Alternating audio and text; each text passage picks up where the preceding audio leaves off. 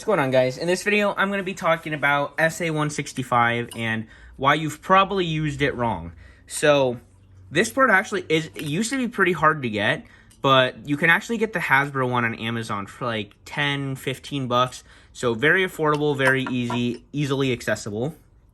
And I think it's good that people are educated on this part specifically, as it has uses in 4D and standard and 0G. So the way I see a lot of people use it is skirt up like this, because, you know, it looks bulky, looks tanky, and there are actually some issues with this. So I'm just going to use this Burn Phoenix here as an example. So let's say you're spinning and stuff. It's kind of like a reverse Bakushin. You know how when things hit Bakushin, it acts as a speed bump? It's the opposite here. So if something gets under it and hits it, it's going to launch up. So it really does not help the KO resistance. And then it also doesn't help the balance of the Beyblade. So if you have like EWD, once it tips, it tips over. And it looks really cool, you know, looks super awesome and tanky like this, but this really isn't ideal. I'm not saying that you can't use it. I'm sure you can use it like this if you really wanted to. But actually I ran into this topic in DC when I was at Beyblade East. I was talking with the Supreme one, or TSO. She's a high-ranking Metal Fight player. Very good, very cool person. But, you know, she was talking to Nightwing, because Nightwing was using it skirt up, and he lost to Serena.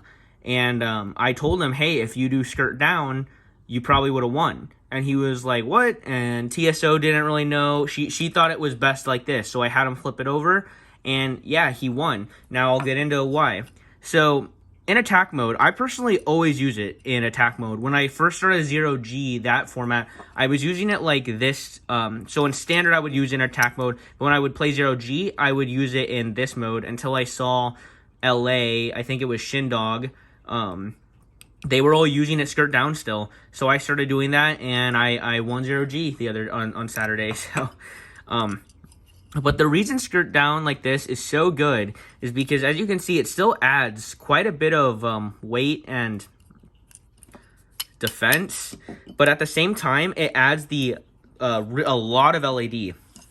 So as you can see, once it tips over, that's as far as it goes. So it will never do, I don't know if you guys know what the triangle of death is with like WD, where it will tip too far and then it will go do, like that kind of thing.